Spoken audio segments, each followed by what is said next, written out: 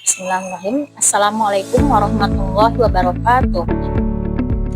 Perkenalkan, saya Rida Nurdiana Nugraha, mahasiswi Pasca Sarjana UIN Bandung semester 2. Sekarang saya akan melakukan sebuah review dari buku yang telah ditugaskan oleh dosen saya, yaitu Dr. Acep Hermawan.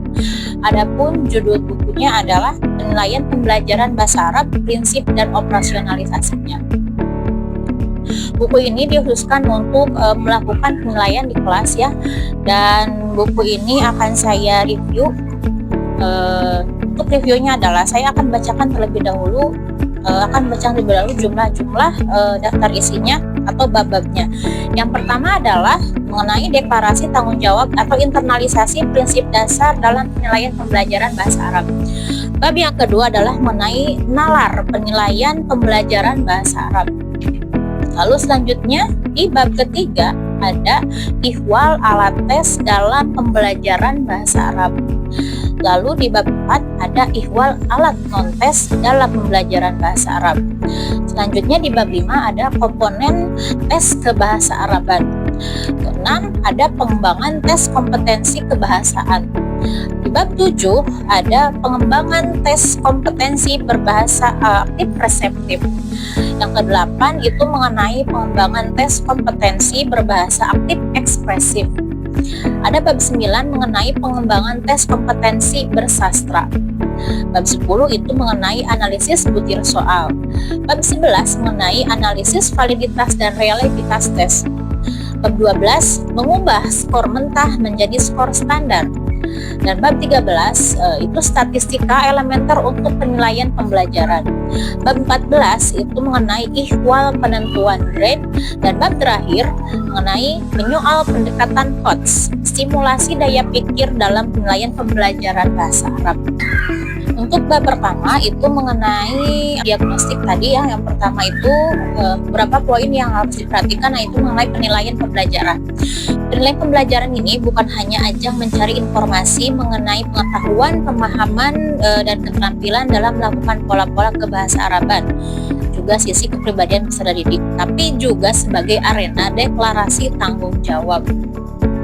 Yang kedua itu mengenai deklarasi tanggung jawab, yaitu konsistensi melakukan ragam tuntutan atau at-ta'adud al-matalib terkait dengan kegiatan penilaian. Nah, adapun di bab 2 itu beberapa poin penting yang saya garis bawahi adalah tentang evaluasi. Evaluasi di sini berusaha mencari tentang keberhasilan seluruh elemen pembelajaran secara luas dan menyeluruh. Adapun penilaian terfokus pada proses dan hasil belajar peserta didik, maka evaluasi ini adalah lebih luas dari penilaian itu sendiri.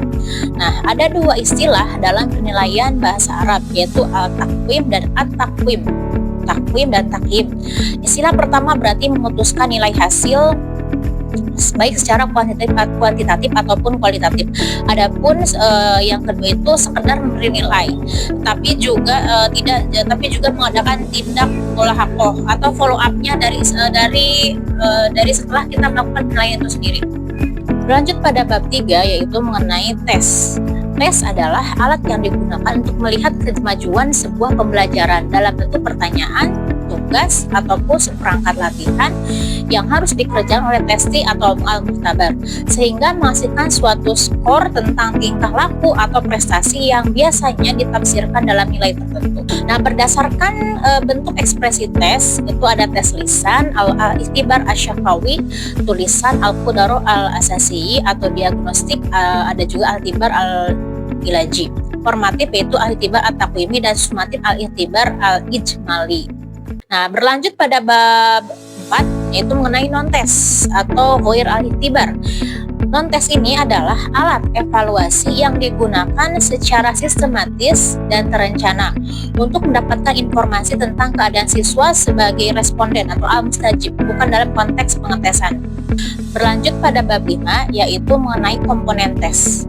Ada dua poin yang akan saya garis bawahi mengenai bab 5 ini, yaitu yang pertama, komponen tes kebahasa Araban yang dimaksudkan dalam pengujian ini adalah mengenai ranah-ranah yang menyangkut minimal 3 hal.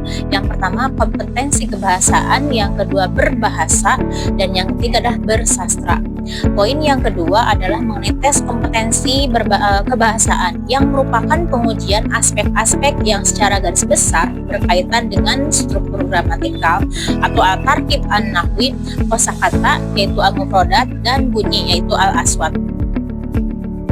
Nah, poin selanjutnya dalam bab 6 ada banyak hal yang sudah saya garis bawahi, namun hanya akan 2 saja yang akan saya paparkan, yaitu mengenai beberapa hal yang perlu dipertimbangkan dalam cermat penilaian adalah mengenai tingkat sekolah, kurikulum, buku teks, dan tujuan teks. Yang kedua adalah kontekstualisasi kebahasaan yang sangat penting dalam pelaksanaan penilaian kebahasaan karena akan mengantarkan pemahaman pesan berbahasa secara utuh. Lanjut pada bab 7 yaitu mengenai keterampilan berbahasa aktif reseptif. Yang akan saya bahas kali ini adalah mengenai al-maharah nasyitah al-istiqbaliyah, yaitu kemampuan menyimak tuturan secara lisan atau maharah al-istima' dan membaca teks tertulis atau maharah al-qiraah. Yang kedua yaitu mengenai hal terpenting yang harus dipertimbangkan dalam memilih materi teks keterampilan menyimak dan membaca, yaitu pertama karakteristik bunyi huruf, yang kedua tingkat kesulitan wacana, yang ketiga panjang isi wacana, lalu selanjutnya mengenai panjang wacana, dan yang terakhir adalah mengenai jenis wacana. Adapun di bab selanjutnya, bab 8, yaitu beberapa poin yang saya garis bawahi mengenai tes keterampilan berbicara.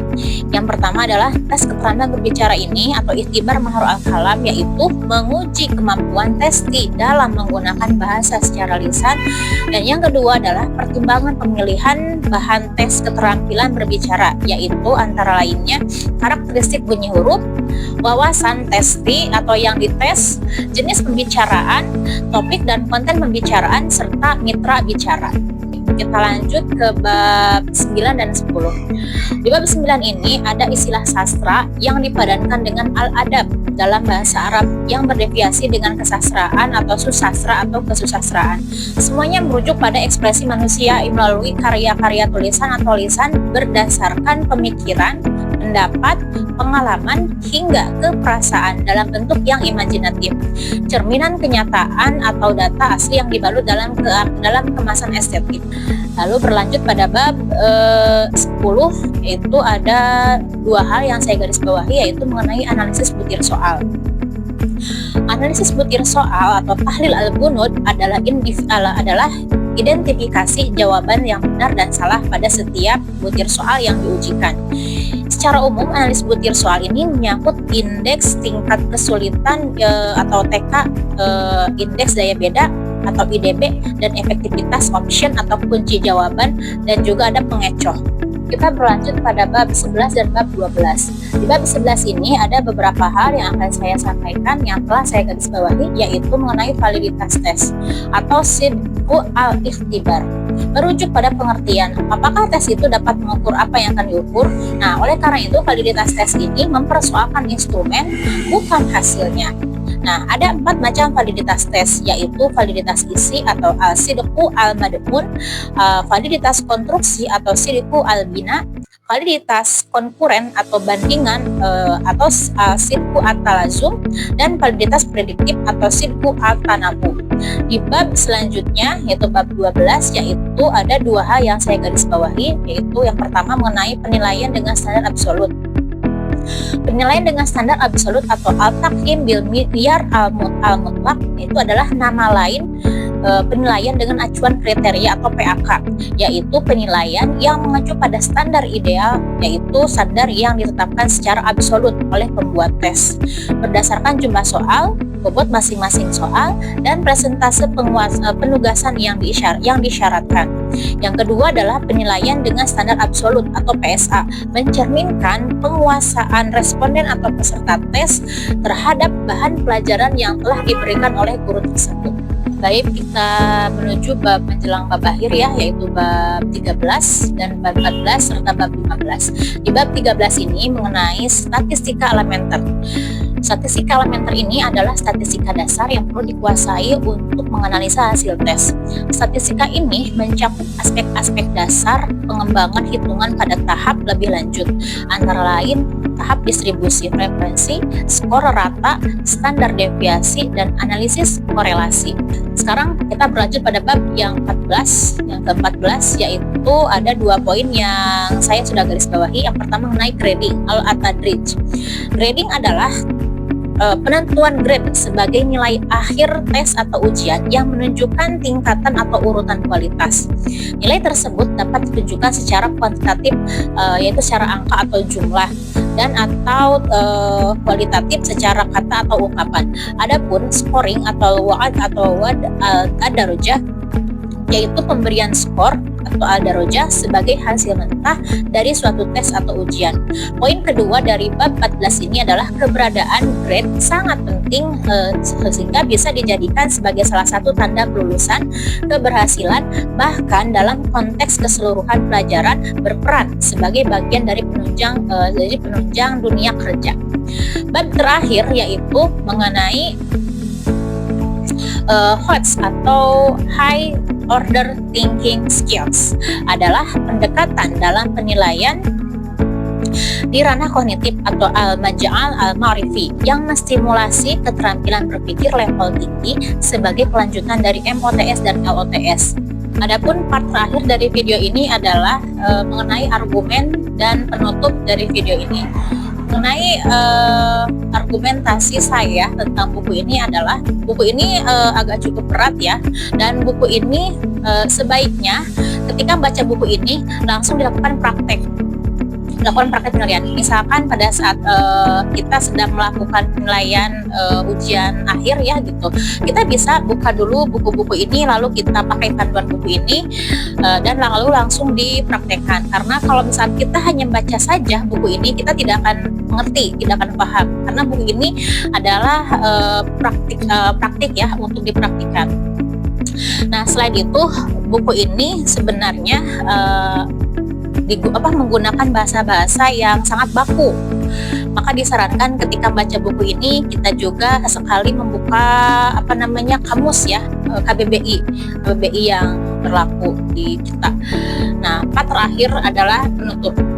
Saya berterima kasih kepada Dr. Acep selaku dosen saya yang telah memberikan tugas untuk review buku ini, sehingga saya bisa mengerti dan memahami segala bagian terkecil dari penilaian. Baik, assalamualaikum warahmatullahi wabarakatuh.